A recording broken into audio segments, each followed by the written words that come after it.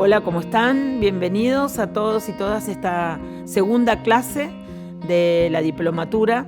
Estamos acá con Vanessa Repeto, que es quien escribe los textos que luego se plasman en cada una de las aulas. ¿Cómo estás, Vanessa? Buenas noches. Buenas noches, ¿cómo están? Bueno, ahí estamos ya iniciando la segunda clase en este camino de la construcción hacia una unidad de gestión territorial, y en esta perspectiva que tiene la clase número 2, nos gustaría que nos cuentes cómo pensaste la importancia de hablar del desarrollo local para, como preponderante para la economía social, ¿no? de una localidad. Eso nos parece que podría ser una temática fundamental para poder transitar esta segunda clase. Sí, realmente es imprescindible y es interesante pensar cómo el desarrollo local se piensa en el marco de la economía social. ¿Por qué esto es central? Porque en realidad el reconocimiento de los distintos circuitos económicos de un territorio hace que esa estrategia de desarrollo local sea realmente inclusiva. Cuando nosotros nos vinculamos o actuamos en nuestro territorio, reconocemos y encontramos distintos actores sociales, y esos actores sociales pertenecen a diversos sectores.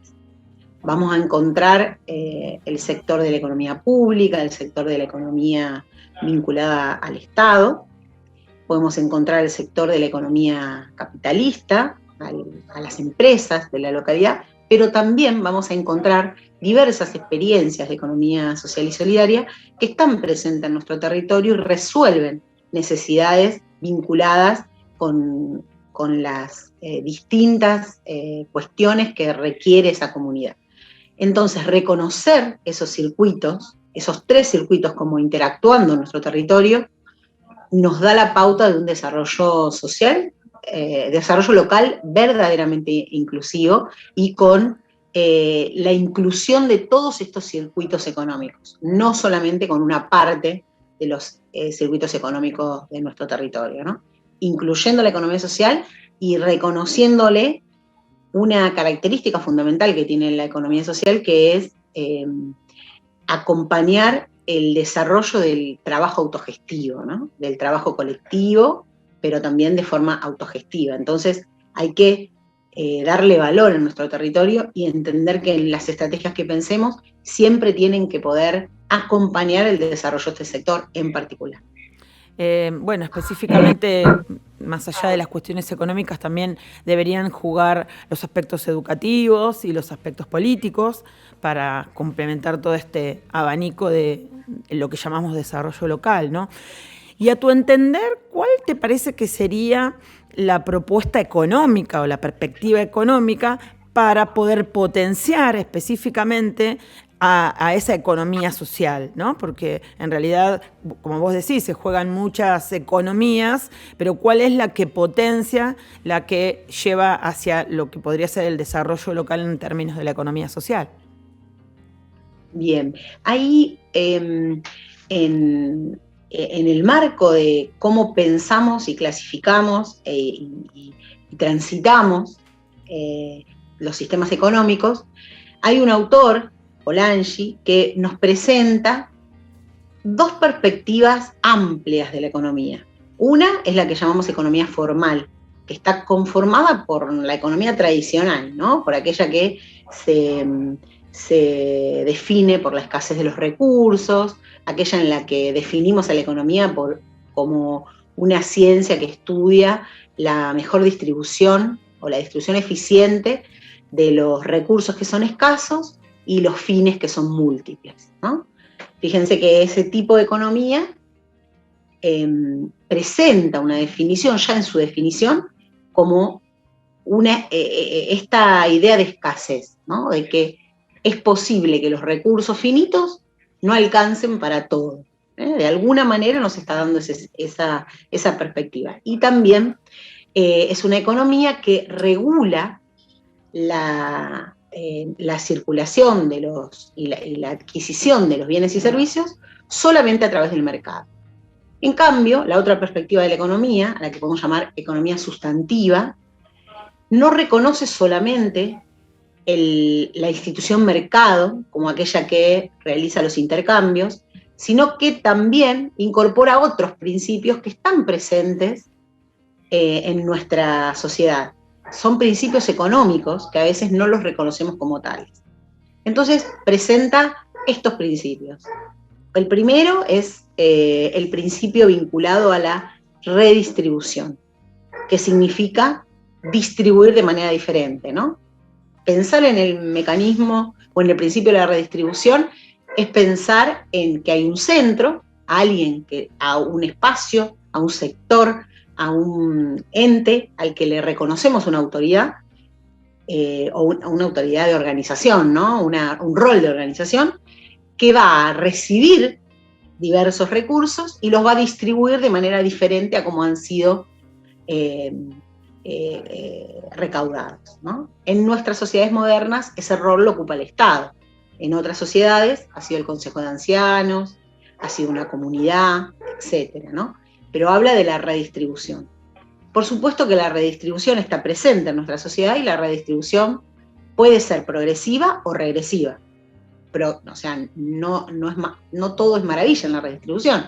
La redistribución es progresiva cuando la recaudación está más acentuada en aquellos que más tienen y la redistribución, esa vuelta a distribuir, está en aquellos sectores que más lo necesitan. Pero también puede ser regresiva, ¿no? Un mecanismo de redistribución regresiva es aquel que recauda de los sectores, o de todos los sectores por igual, y después distribuye no necesariamente en los sectores que más necesitan. Ese es un mecanismo que lo reconocemos como presente en nuestras sociedades, pero a veces no lo entendemos como parte del mundo económico, ¿no? Ese es uno de los principios. El segundo principio, que es el principio de la reciprocidad, está vinculado con el don, ¿no? El don expresado inicialmente por Mauss, que nos planteaba esa satisfacción, esa realización de los seres humanos en relación a dar al otro, ¿no? De entregar al otro. Podemos dar un ejemplo de reciprocidad en el caso de la donación de sangre, ¿no? Cuando uno dona sangre, esa donación la realiza para un tercero, para otra persona, y después, cuando necesita, sabe que ese mecanismo, que ese banco de sangre, va a estar disponible para sí. Pero también aún a quien le doné no recibe directamente mi sangre, sino que entra a un banco de sangre en donde otros han donado también anteriormente y eso se constituye en un banco más de tipo comunitario, ¿no? Entonces, es la confianza en un sistema en el que yo sé que doy y en algún momento que lo necesite lo recibiré, quizás no de la misma fuente, no de la misma manera, no en la misma cantidad, pero va a estar disponible para mí en el momento que lo necesite, ¿no? Ese es el mecanismo de reciprocidad, el principio de la reciprocidad. El tercero de los principios es el llamado administración doméstica, que está vinculado a aquellas instancias en donde somos los que fabricamos nuestro propio alimento, nuestro propio sustento, nos autoadministramos y fabricamos los recursos para una parte de la resolución de nuestras necesidades. Por ejemplo, una huerta que realizo y consumo de ahí el alimento, tanto comunitaria como familiar, o la producción de ciertos productos, el dulce, las berenjenas en escabeche, diferentes cosas, ¿no? La cría, la cosecha, que se usa para administrar en un espacio doméstico, en una casa, o en una comunidad, o en un territorio, ¿no? Se va ampliando la administración doméstica de acuerdo al grupo social en el cual quiera detenerme, ¿no? Y por último, el principio del intercambio, cuya institución es el mercado, pero no es la única forma de adquirir los bienes y servicios. El mercado es una institución, pero hay otras formas, ¿no? Uno intercambia con otros determinados bienes, recibe bienes y servicios de otros espacios, los cuales no necesariamente pasan por el mercado. Entonces, el reconocimiento de esos principios hace que la economía sustantiva realmente valorice otros mecanismos económicos existentes en el territorio que no pasan por el mercado y que son tan válidos como aquellos que ubicamos, reconocemos o adquirimos en el mercado. Bueno, específicamente nuestra diplomatura recorre esta otra economía que acabas de describir, y creo que en la variabilidad de los ejemplos y toda esta clasificación que observamos con esto que nos has contado, Vanessa, nuestros estudiantes se van a ver reflejados respecto a las acciones que cotidianamente producen en el territorio.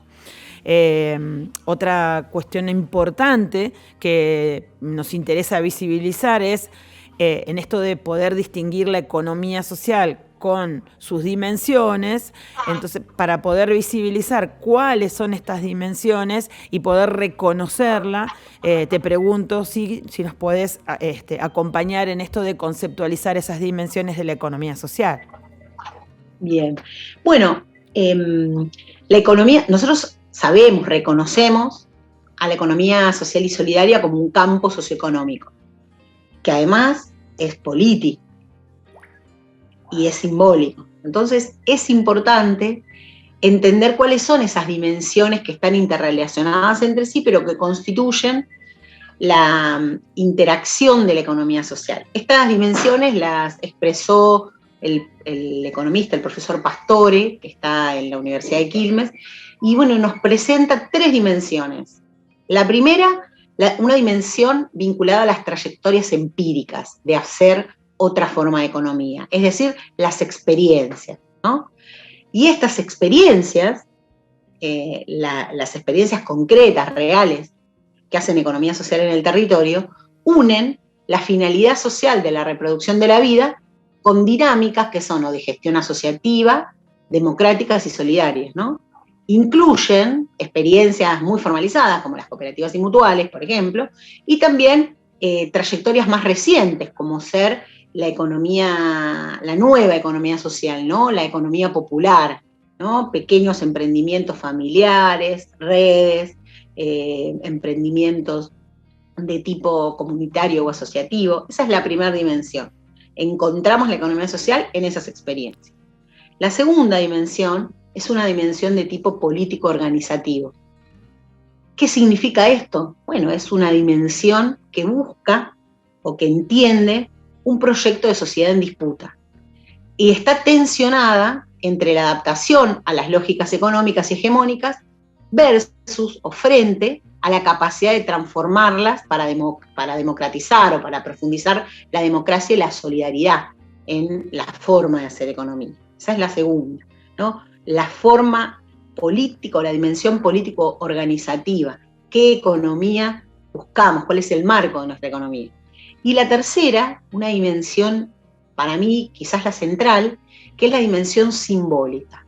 Esa dimensión simbólica tiene que ver con lo cultural, lo educativo, lo comunicacional, lo que está detrás de lo que hacemos y de lo que pretendemos, ¿no? Aquella que es la construcción social de sentidos sobre la interacción económica, ¿no? Centrada siempre en las condiciones de reproducción de la vida y de las relaciones entre las personas entre sí con la naturaleza, ¿no? Es decir, aquello que nos da la base para la construcción de las trayectorias empíricas y de la cuestión político-organizativa, ¿no? Entonces es central comprender estas dimensiones y poder internalizarlas para construir el sector o fortalecer el sector de la economía social como un actor económico pleno. Claro. Por eso es la más importante la simbólica, porque las incluye a las otras 2 dimensiones. Y le da sentido. Claro. Bueno, Vanessa, esto hasta aquí serían los contenidos a desarrollar en esta segunda clase. Esperamos que les haya sido útil para poder reflexionar respecto de este trayecto. Te agradecemos y nos vemos la próxima clase. Bueno, muchas gracias. Hasta la próxima entonces.